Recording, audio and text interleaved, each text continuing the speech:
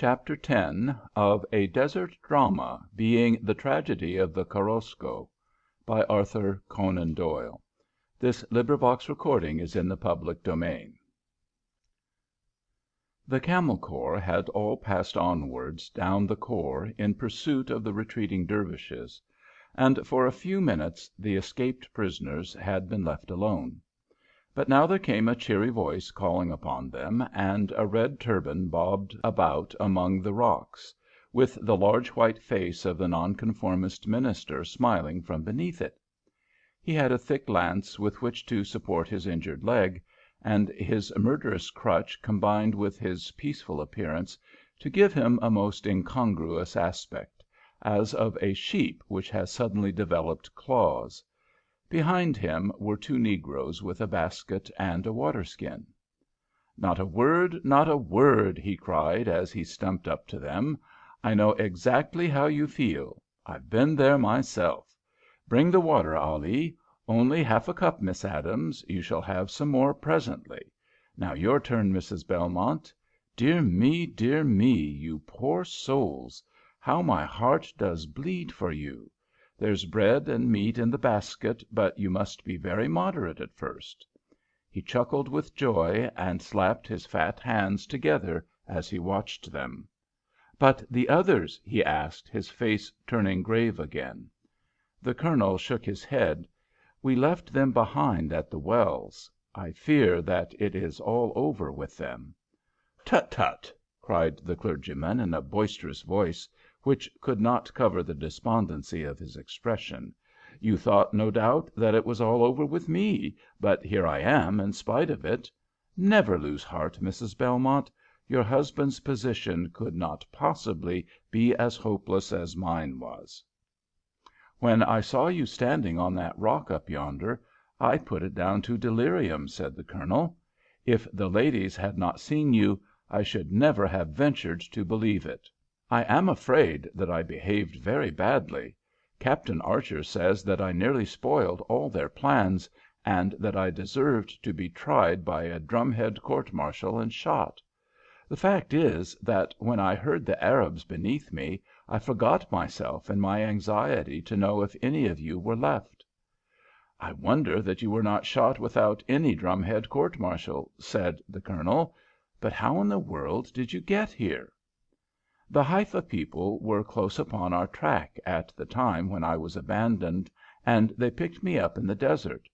I must have been delirious, I suppose, for they tell me that they heard my voice, singing hymns, a long way off, and it was that, under the providence of God, which brought them to me. They had a camel ambulance, and I was quite myself again by next day. I came with the Sarras people after we met them, because they have the doctor with them. My wound is nothing, and he says that a man of my habit will be the better for the loss of blood.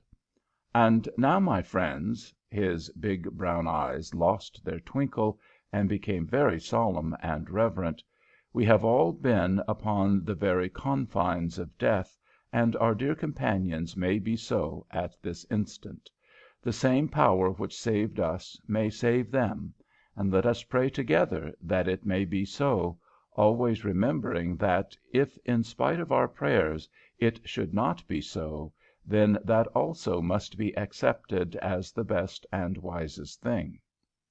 So they knelt together among the black rocks, and prayed as some of them had never prayed before. It was very well to discuss prayer and treat it lightly and philosophically upon the deck of the Korosko. It was easy to feel strong and self-confident in the comfortable deck chair, with the slippered Arab handing round the coffee and liqueurs. But they had been swept out of that placid stream of existence, and dashed against the horrible, jagged facts of life. Battered and shaken, they must have something to cling to. A blind, inexorable destiny was too horrible a belief. A chastening power, acting intelligently and for a purpose, a living, working power, tearing them out of their grooves, breaking down their small sectarian ways, forcing them into the better path, that was what they had learned to realize during these days of horror. Great hands had closed suddenly upon them and had moulded them into new shapes and fitted them for new uses. Could such a power be deflected by any human supplication? It was that or nothing, the last court of appeal, left open to injured humanity. And so they all prayed, as lover loves or a poet writes, from the very inside of their souls, and they rose with that singular illogical feeling of inward peace and satisfaction which prayer only can give. "Hush!" said Cochrane. "Listen!" The sound of a volley came crackling up the narrow khor, and then another and another. The colonel was fidgeting about like an old horse which hears the bugle of the hunt and the yapping of the pack. "Where can we see what is going on? Come this way, if you please. There is a path up to the top. If the ladies will come after me, they will be spared the sight of anything painful." The clergyman led them along the side to avoid the bodies which were littered thickly down the bottom of the khor. It was hard walking over the shingly, slaggy stones, but they made their way to the summit at last. Beneath them lay the vast expanse of the rolling desert, and in the foreground such a scene as none of them are ever likely to forget. In that perfectly dry and clear light, with the unvarying brown tint of the hard desert as a background, every detail stood out as clearly as if these were toy figures arranged upon a table within hand's touch of them. The Dervishes, or what was left of them, were riding slowly, some little distance out, in a confused crowd. Their patchwork jibbahs and red turbans swayed with the motion of their camels. They did not present the appearance of men who were defeated, for their movements were very deliberate. But they looked about them and changed their formation as if they were uncertain what their tactics ought to be. It was no wonder that they were puzzled, for upon their spent camels their situation was as hopeless as could be conceived. The Sarras men had all emerged from the khor and had dismounted, the beasts being held in groups of 4, while the riflemen knelt in a long line with a woolly, curling fringe of smoke, sending volley after volley at the Arabs, who shot back in a desultory fashion from the backs of their camels. But it was not upon the sullen group of Dervishes, nor yet upon the long line of kneeling riflemen, that the eyes of the spectators were fixed. Far out upon the desert 3 squadrons of the Haifa Camel Corps were coming up in a dense, close column, which wheeled beautifully into a widespread semicircle as it approached. The Arabs were caught between 2 fires. "By Jove!" cried the colonel. "See that!" The camels of the Dervishes had all knelt down simultaneously, and the men had sprung from their backs. In front of them was a tall, stately figure, who could only be the Emir Wad Ibrahim. They saw him kneel for an instant in prayer. Then he rose, and taking something from his saddle, he placed it very deliberately upon the sand, and stood upon it. "Good man!" cried the colonel. "He is standing upon his sheepskin." "What do you mean by that?" asked Stuart. Every Arab has a sheepskin upon his saddle. When he recognizes that his position is perfectly hopeless, and yet is determined to fight to the death, he takes his sheepskin off and stands upon it until he dies. See, they are all upon their sheepskins. They will neither give nor take quarter now. The drama beneath them was rapidly approaching its climax. The Haifa Corps was well up, and a ring of smoke and flame surrounded the clump of kneeling Dervishes, who answered it as best they could. Many of them were already down, but the rest loaded and fired with the unflinching courage which has always made them worthy antagonists. A dozen khaki-dressed figures upon the sand showed that it was no bloodless victory for the Egyptians. But now there was a stirring bugle call from the Sarras men, and another answered it from the Haifa Corps. Their camels were down also, and the men had formed up into a single long, curved line. One last volley, and they were charging inwards with the wild, inspiriting yell which the blacks had brought with them from their Central African wilds. For a minute there was a mad vortex of rushing figures, rifle butts rising and falling, spear heads gleaming and darting among the rolling dust cloud. Then the bugle rang out once more, the Egyptians fell back and formed up with the quick precision of highly disciplined troops, and there in the centre, each upon his sheepskin, lay the gallant barbarian and his raiders. The 19th century had been revenged upon the 7th. The three women had stared horror-stricken and yet fascinated at the stirring scene before them. Now Sadie and her aunt were sobbing together. The Colonel had turned to them with some cheering words when his eyes fell upon the face of Mrs. Belmont. It was as white and set as if it were carved from ivory, and her large grey eyes were fixed as if she were in a trance. "Good heavens, Mrs. Belmont, what is the matter?" he cried. For answer she pointed out over the desert. Far away, miles on the other side of the scene of the fight, a small body of men were riding towards them.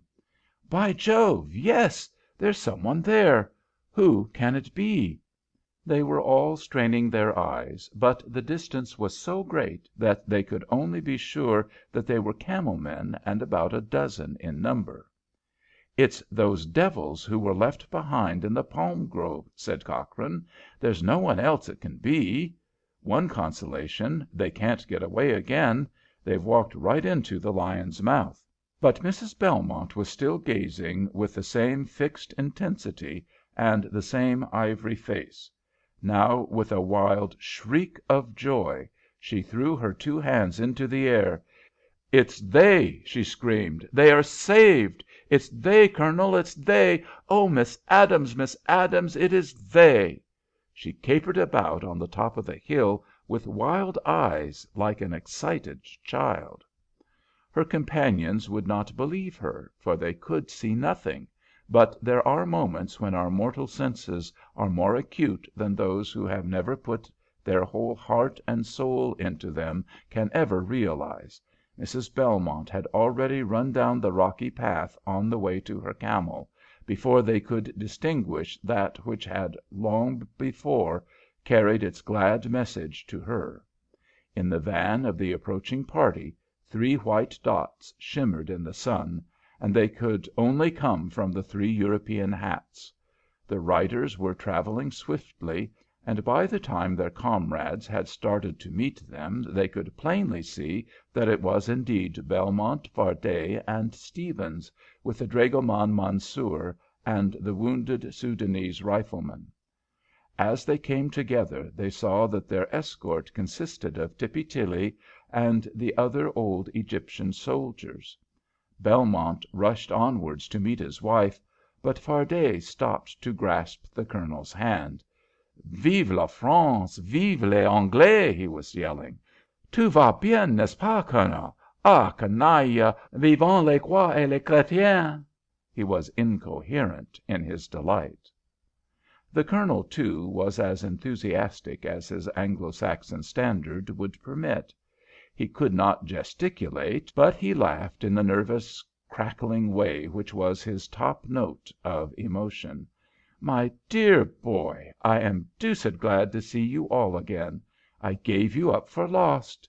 Never was as pleased at anything in my life. How did you get away?" "It was all your doing." "Mine?" "Yes, my friend, and I have been quarrelling with you, ungrateful wretch that I am." "But how did I save you?" "It was you who arranged with this excellent Tippy Tilly and the others that they should have so much if they brought us alive into Egypt again. They slipped away in the darkness and hid themselves in the grove. Then, when we were left, they crept up with their rifles and shot the men who were about to murder us. That cursed Mullah, I am sorry they shot him, for I believe that I could have persuaded him to be a Christian. And now, with your permission, I will hurry on and embrace Miss Adams, for Belmont has his wife, and Stephens has Miss Sadie, so I think it is very evident that the sympathy of Miss Adams is reserved for me." A fortnight had passed away, and the special boat which had been placed at the disposal of the rescued tourists was already far north of Assuit. Next morning they would find themselves at Baliani, where one takes the express for Cairo. It was, therefore, their last evening together. Mrs. Shlesinger and her child, who had escaped unhurt, had already been sent down from the frontier. Miss Adams had been very ill after her privations, and this was the first time that she had been allowed to come upon deck after dinner. She sat down in a lounge chair, thinner, sterner, and kindlier than ever, while Sadie stood beside her and tucked the rugs around her shoulders. Mr. Stephens was carrying over the coffee and placed it on the wicker table beside them. On the other side of the deck, Belmont and his wife were seated together in silent sympathy and contentment. Monsieur Fardet was leaning against the rail and arguing about the remissness of the British government in not taking a more complete control of the Egyptian frontier, while the colonel stood very erect in front of him, with the red end of a cigar stump protruding from under his moustache. But what was the matter with the colonel? Who would have recognized him who had only seen the broken old man in the Libyan desert? There might be some little grizzling about the moustache, but the hair was back once more at the fine, glossy black which had been so much admired upon the voyage up. With a stony face and an unsympathetic manner he had received, upon his return to Haifa, all the commiserations about the dreadful way in which his privations had blanched him, and then, diving into his cabin, he had reappeared within an hour exactly as he had been before that fatal moment when he had been cut off from the manifold resources of civilization. And he looked in such a sternly questioning manner at every one who stared at him, that no one had the moral courage to make any remark upon this modern miracle.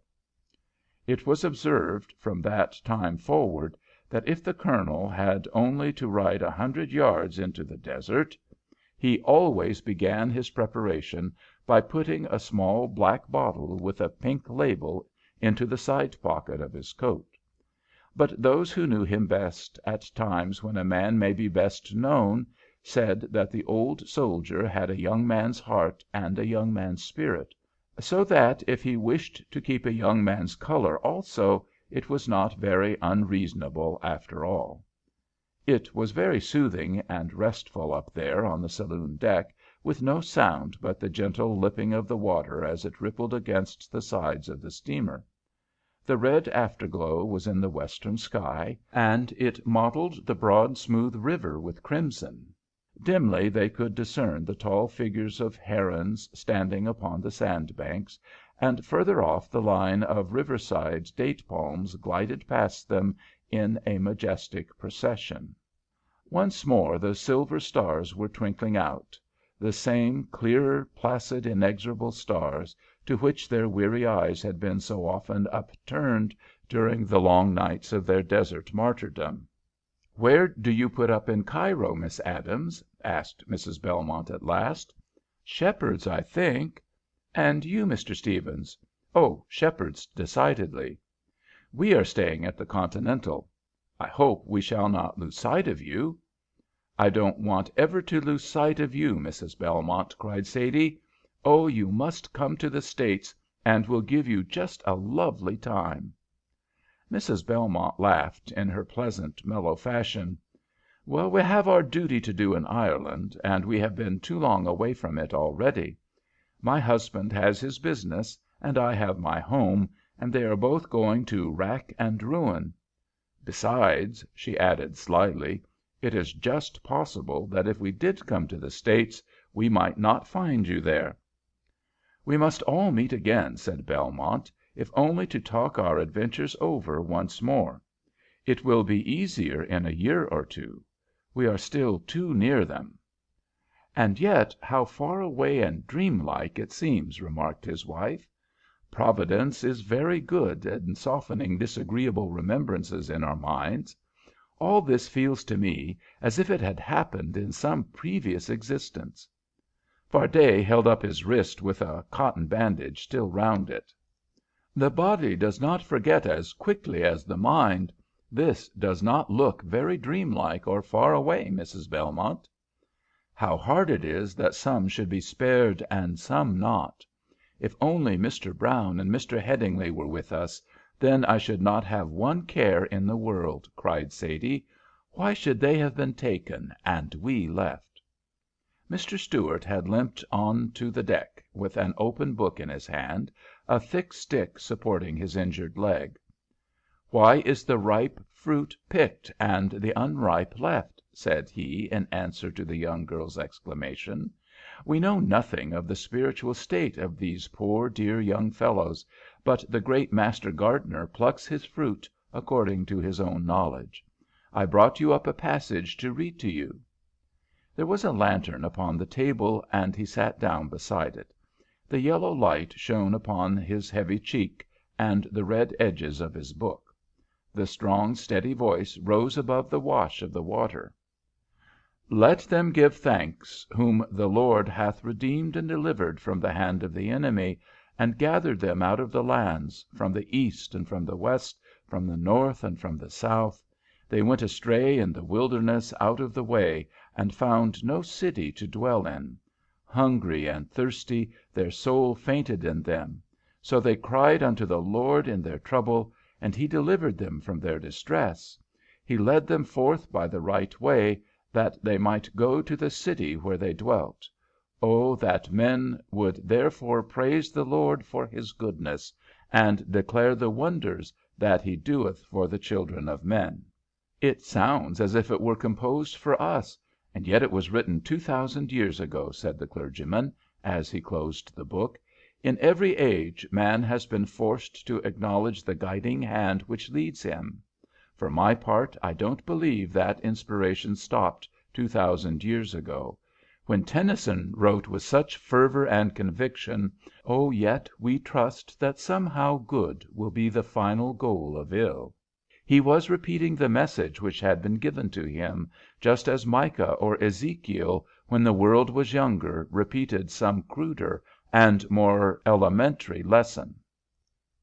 "That is all very well, Mr. Stuart," said the Frenchman. "You ask me to praise God for taking me out of danger and pain, but what I want to know is why, since he has arranged all things, he ever put me into that pain and danger.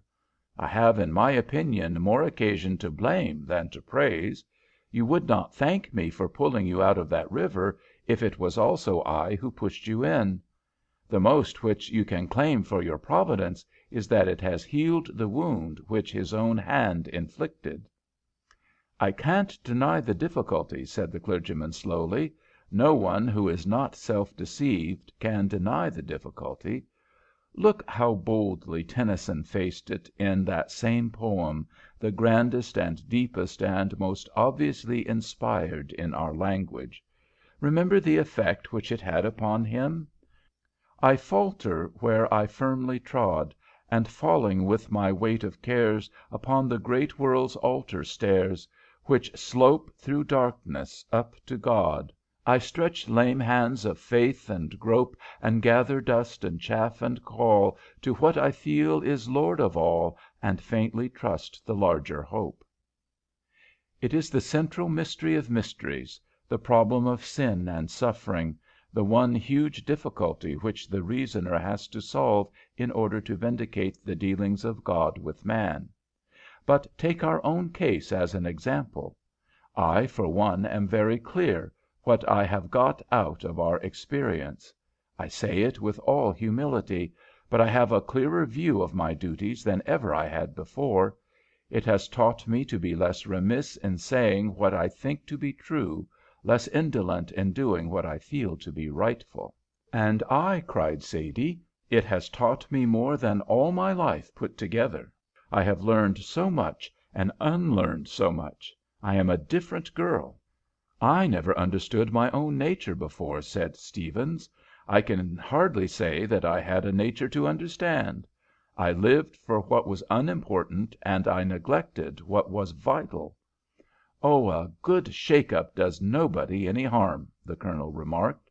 "Too much of the feather bed and 4 meals a day life is not good for man or woman."